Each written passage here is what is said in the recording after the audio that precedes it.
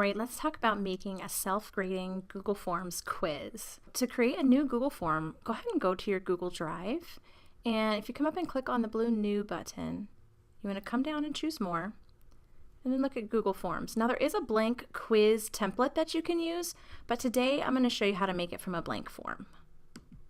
All right, now we have our Google form. So you'll want to go ahead and give your Google form a title. Then you want to click up in the upper left-hand corner to sync your title. And then you can start making questions. The question types you can use for this graded quiz are over here. Now some of these work, some of them don't, as far as for the points and the scoring goes. So multiple choice will work and it will automatically grade for you. Same thing with check boxes and drop down.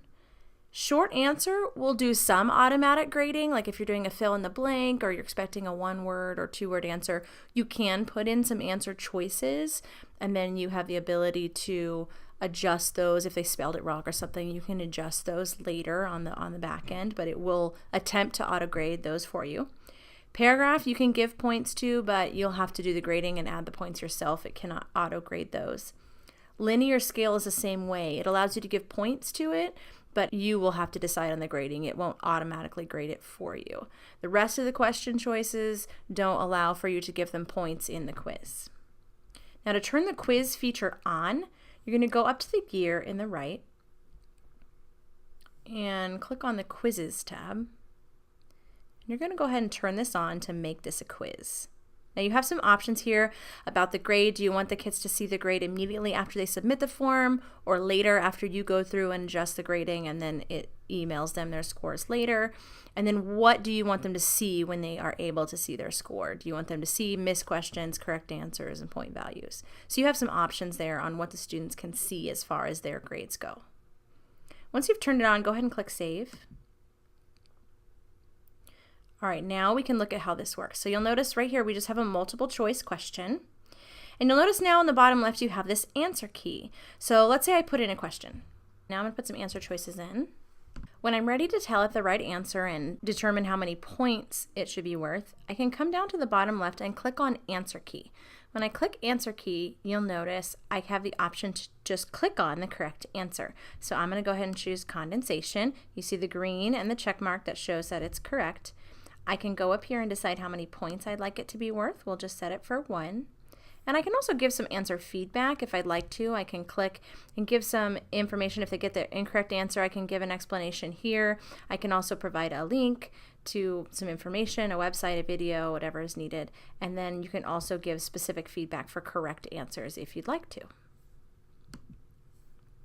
So that's a multiple choice question. Let's look at another type of question. Let's make this one short answer. So I'll type my question in. And now I want to go ahead and put in some answer choices. So I'm going to click on Answer Key.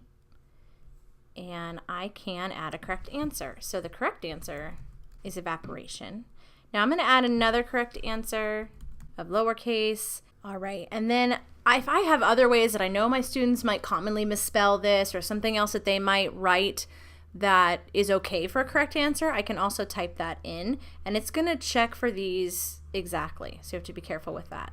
Now you have this option that says mark all other answers incorrect. So you can have it automatically say, doesn't matter what else they put and what they were trying to say. If they didn't type in one of those correct answers, then it's wrong. And that's where we're at. So you can choose that also. Okay. And you'll have the opportunity to come back in after you've seen their graded test. If you hold the scores from going out right away and you decide you want to send them later, you can come in here and double check this and then adjust any of those other answers as needed. I can choose how many points I'd like it to have, and again I can add that answer feedback if I'd like to. If I want to go back and adjust my question, I can click Edit Question. So there's a short answer. All right, now you can also add in a paragraph question type, and this is for a longer answer, but again, it's not going to be able to automatically grade this one. You're going to have to come in and grade it yourself, but let's put in a question. All right, now I can go ahead and click Answer Key, and all I can choose is how many points to give it. I can't give it correct answers, but I can add answer feedback that I want the students to be able to see based on the settings I have for what the students can view when they see their scores. All right, let's take a look at how we can view the responses. So as students take the quiz, if I click on responses across the top, you'll notice I have a summary, which kind of gives me information about the class as a whole. It gives me question-based responses or individual student-based responses. So for the summary here, I can see how many people responded. I can see an average, a median, a range. Okay, I can look down, I can see the actual scores of all the students. I can scroll down and see a little bit of data about each question. So 3 people got this one, and then these 2 people got it wrong. No one said precipitation. I can go down and see this one, same thing. For this last one, I just see all of their answers that they typed in. Okay, now if I want to take a look at this, I can go question by question, and I can see the questions, and then I can come down and see the responses. Okay, so 3 people said condensation, and 1 person said water storage, 1 person said evaporation. Okay, so it's saying if they said evaporation, they're not getting any points. If they said water storage, they're not getting any points. Okay, so let's say I decided I made a mistake and I wanted water storage to be a correct answer, but I had put it in the key as a wrong answer. I could say, you know what, I want this one to be correct, and I could go ahead and mark that, and it would change it to a correct answer for those responses of anyone who said that. So that's a handy feature. If you make any changes of anything, you'll want to go ahead and click Save at the bottom to solidify any of the changes you made on those answer choices. Now I can go ahead and click over to question number 2. I can do the same thing. Now let's say I look at this one. Evaporation, those are correct. Good. Evaporation with the lowercase, those are correct. Good. But notice evaporation. This child said evaporation. They knew the right answer. They just spelled it wrong. It's ungraded because it didn't match one of the answer choices, and I can go ahead and say, yep, that one's correct. Come down, condensation obviously is incorrect, so I'm going to say, nope, that's wrong, 0 points, and click Save.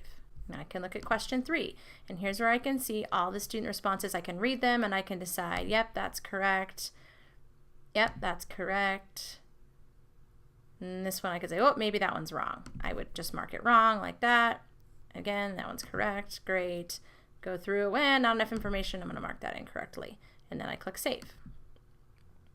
Okay, and you can go through all your questions that way if you want.